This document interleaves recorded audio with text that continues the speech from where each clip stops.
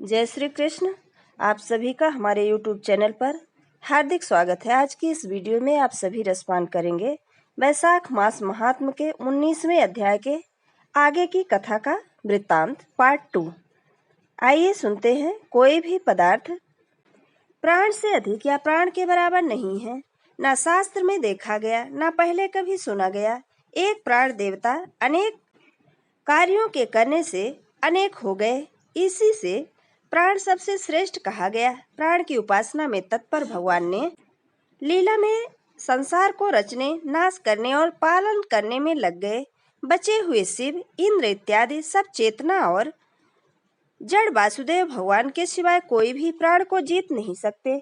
यह प्राण सब देवताओं की आत्मा है, सब देवताओं का स्वामी है, वासुदेव भगवान का सेवक है, नित्य तथा सर्वदा विष्णु भगवान के वश में है।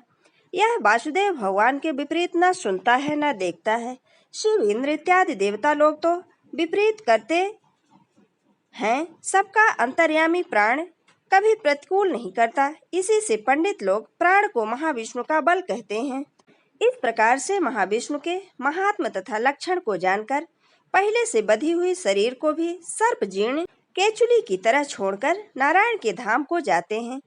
संत जी ने इस वाक्य को सुनकर प्रसंग चित्त व्याध विनीत होकर मुनि से फिर पूछने लगा, हे राजन, हे ब्राह्मण, जगत गुरु महानुभाव, इस प्राणी को, इस सर्वेश्वर की महिमा लोक में प्रसिद्ध क्यों है? देवी की, मुनियों की, राजाओं की तथा महात्माओं की महिमा लोक में तथा पुराणों में सैकड़ों सुन पड़ती है। हे ब्राह्मण, यह मुझे बतलाइए, मुझको इसके जानने की बड़ी लालसा है। शंख जी ने कहा, प्राचीन समय में प्राणदेव अनामय नारायण को अश्वमेघों से यज्ञ करने के लिए गंगा तीर पर गए। हलों से पृथ्वी की शुद्धि करने लगा। वहां वाल्मीकि के नीचे कण्व नाम के ऋषि अनेक मुनियों के साथ समाधि लगाए थे। हल से खींचकर वह बाहर आए। उस महामुनि ने प्राण को सामने देखकर उसको शाप दिया और क्रोध से कहा, आज से हे देवेश, तू तीनों लोकों में तथा विशेषकर पृथ्वी पर महिमा और प्रसिद्धि न पावेगा। तीनों लोकों में तेरे अवतार प्रसिद्ध होंगे।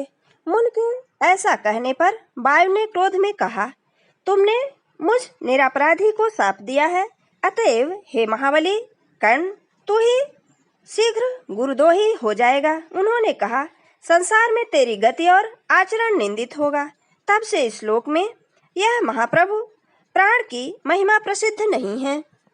विशेषकर पृथ्वी में शाप के कारण वह गुरु का द्रोही तथा सूर्य का शिष्य हुआ। यह सब जैसा तुमने पूछा वैसा मैंने कहा। अब जो कुछ तुमको पूछना हो सो पूछो, विचार मत करो। श्री स्कंद पुराण के वैशाख महात्म के नारद और अम्बरीश के संवाद में वायु शाप कथन नाम का 19वां अध्याय समाप्त हुआ। अगर हमारा ये वीडियो आपको अच्छा लगे तो लाइक जरूर करें और मित्रों के बीच में शेयर करना बिल्कुल ना भूलें। जय श्री कृष्ण। धन्यवाद।